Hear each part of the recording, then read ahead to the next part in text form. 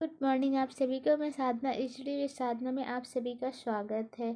हम देखते हैं आज का अगला क्वेश्चन, क्योंकि ये भी न्यूट्रिशन साइंस से ही है।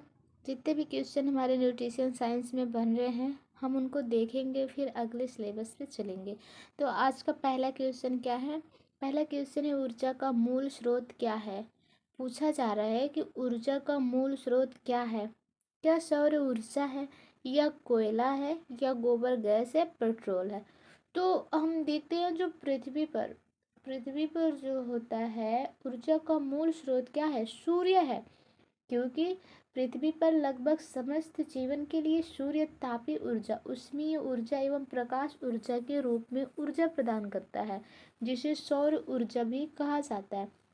सूर्य के ऊर्जा का स्रोत उसके नाभिक में होने वाली संलयन अभिक्रियाएं हैं। सूर्य के नाभिक में हाइड्रोजन परमाणु के दो नाभिक मिलकर हीलियम परमाणु के एक नाभिक का निर्माण करते हैं, जिसे बड़ी मात्रा में ऊर्जा निर्मुक्त करते हैं। ठीक है, तो ये हमारा क्या हो जाएगा?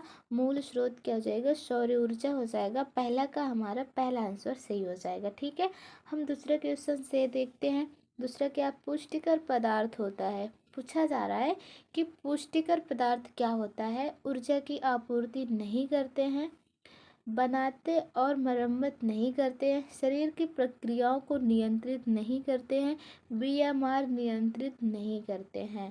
तो ये क्या पूछा जा रहा है कि जो पुष्टिकर पदार्थ क्या हो जाता है? तो यह जो होता है पुष्टिकर पदार्थ शरीर को ऊर्जा की आपूर्ति नहीं करते हैं, बल्कि शरीर को होने वाले रोगों से रक्षा करते हैं। विटामिन और खनिज तत्व इसी के अंतर्गत आते हैं, जैसे कि अधिक कैलोरी प्रदान करने वाले भोज्य पदार्थों का सेवन करने से खनिज तत्वों की स्वतः पूर्ति हो जाता है। शरीर की क्रियाशीलता के लिए विटामिन की आवश्यकता होती है। तो ये क्या होते हैं? पुष्टिकर जो पदार्थ होते हैं वह हमारे होते हैं ऊर्जा की आपूर्ति नहीं करते हैं। ठीक है, ये समझ में आया? क्योंकि वो विटामिन और खनिज होते हैं, शरीर के जो रोगाणु होते हैं उनसे लड़ने की क्षमता रखते हैं, रोगाणु, कि हमारा शरीर जो निरोग हो। तो वो हमारा पहला आंसर सही हो जाएगा। ठीक है, अगला क्वेश्चन हम देखते हैं। अगला क्वेश्चन क्या होता है? खाद्य ऊर्जा की क्रांतिक क्रिस्टिकल इकाई दिखाई जाती है। कैसे दिखाई जाती है? क्या 1:2 गुणे वीएमआर, या 1:4 गुणे वीएमआर, 1:2 गुणे बीएमआई, या 1:4 गुणे बीएमआई? तो इसको हम देखते हैं। इसमें पूछा जा रहा है खाद्य ऊर्जा की क्रांतिक क्रिस्टिकल इकाई कैसे दर्शाते हैं? तो यह इसे क्या कहते हैं? इसे 1:4 बीएमआर होता है, क्योंकि बेसल मेटाबॉलिक में रेट होता है। यह ऊर्जा को कैलोरी में व्यक्त करने वाला एक यंत्र होता है, एक नंबर होता है। हर व्यक्ति का बीएमआर अलग अलग होता है, जो व्यक्ति के वजन, ऊंचाई, उम्र तथा दैनिक कार्य शैली आदि पर निर्भर करता है। ठीक है, हमें बीएमआर क्या बताता है? यह जो होता है ऊंचाई, लंबाई और जो भी हो कार्यशैली के, मतलब ये सब दिखाता है उम्र के अनुसार। ठीक है, इस पे क्या करता है? यह हमें बताता है कि जब हमारा शरीर आराम की अवस्था में होता है तब हमें कम से कम कितनी ऊर्जा की आवश्यकता होती है बीएमआर को व्यक्त करने के लिए। एक वैज्ञानिक थे, हैरिस बेनेडिक्स, ने एक फार्मूला दिया था विभिन्न कार्यशैली के आधार पे निम्न प्रकार से। जैसे सामान्य व्यक्ति के लिए खाद्य ऊर्जा कैलोरी की गणना कितनी होती है, उसके बाद से यदि व्यक्ति थोड़ा एक्टिव हो या अत्यधिक एक्टिव हो, या ऊर्जा की मतलब क्रांतिक इकाई क्या है, कैलोरी गणना जो है, तो 1.4 मल्टीप्लाई बीएमआर होगा। ठीक है, बीएमआर का फुल फॉर्म हमारे क्वेश्चन में हमेशा पूछता है, हमेशा क्या, कभी कभी पूछता है। फिर भी जैसे बीएमआर और बीएमआई दोनों में अंतर होता है, तो ये क्वेश्चन बनते हैं, आप लोग देख लीजिएगा। बेसल मेटाबॉलिक में रेट होता है। ठीक, अगला क्वेश्चन देखते हैं। अगला क्वेश्चन हमारा क्या होता है? सोलर कुकर के डिब्बों में काला रंग होने से उसमें, पूछ रहा है कि सोलर कुकर के डिब्बों में काला रंग होने से उसमें अवशोषण क्षमता में कमी होती है, या अवशोषण क्षमता में वृद्धि होती है? अवशोषण क्षमता बराबर होती है, उपयुक्त में से कोई नहीं।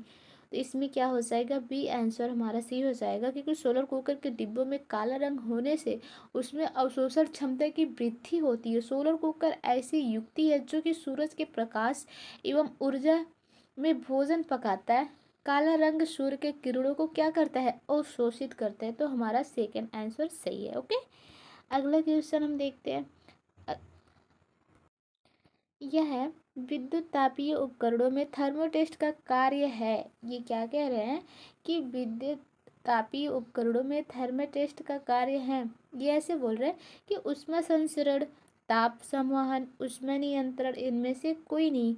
तो विद्युत तापीय उपकरणों में जो होता है ये ऊष्मा नियंत्रण करता है। ठीक है, ऊष्मा नियंत्रण विद्युत तापीय उपकरणों में थर्मोटेस्ट का कार्य है ऊष्मा नियंत्रण का करना। थर्मोटेस्ट ग्रीक भाषा का शब्द है। ये क्या होता है, थर्मो यानी कि गर्म और टेस्टेस मतलब यानी एक नियत होता है, इससे लिया गया। एक ऊष्मातापी एक तापक है और क्या शीतलक तंत्र की एक नियंत्रण इकाई का एक हीटर वातानुकूल का एक घटक हिस्सा हो सकता है। तो हमारा कौन सा आंसर सही हो गया, थर्ड आंसर सही हो गया। ओके, अगला क्वेश्चन हम देखते हैं। अगला हमारा क्या होता है, शरीर के तापक्रम में 1 डिग्री फ़ारेनहाइट में परिवर्तन होने में ऊर्जा का ह्रास होता है। तो ये जो होता है 7% होता है। हमारा डी आंसर सही है। ठीक है, अगला क्वेश्चन हम देखते हैं। अगला,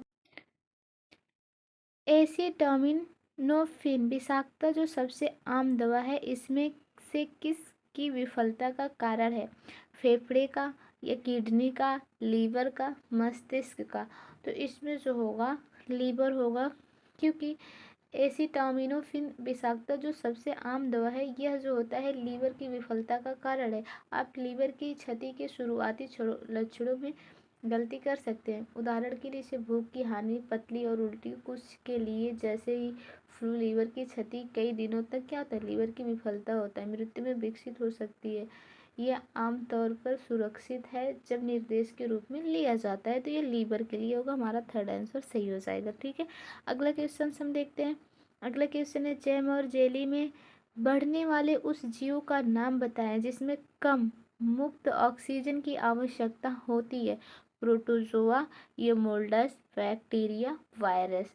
तो ये क्या होते हैं, बैक्टीरियाज होते हैं। बैक्टीरिया जो होते हैं, बैक्टीरिया जैम और जेली में बनने वाले उस जीव का नाम है जिसमें कम मुक्त ऑक्सीजन की आवश्यकता होती है। रसदार फलों में जैसे जैम, जेली अच्छी तैयारियां होती है क्योंकि इसके रसों में पैक्टीन की मात्रा अच्छी निकलती है। ठीक है, अगर पूछा जाता है तो जैम जेली में किसकी मात्रा अधिक निकलती है, तो पैक्टीन की मात्रा अच्छी निकलती है।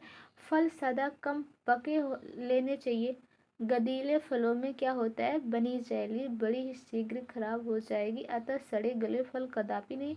जैसे कि अगर आप थोड़ा पके नहीं रहे, थोड़ा गतीले हो, कच्चे हो, तो उसकी जैम जेली क्या होती है, अच्छी होती है। लेकिन अगर आप सड़े गले या ख़राब लेंगे तो अच्छा नहीं होगा और जल्दी से ख़राब हो जाएगा। तो ये क्या होते हैं, कम मुक्त ऑक्सीजन की आवश्यकता होती है, किस में होती है, तो बैक्टीरियाज में होती है। हमारा थर्ड आंसर सही है। ठीक है, अगला क्वेश्चन है इकोलाई।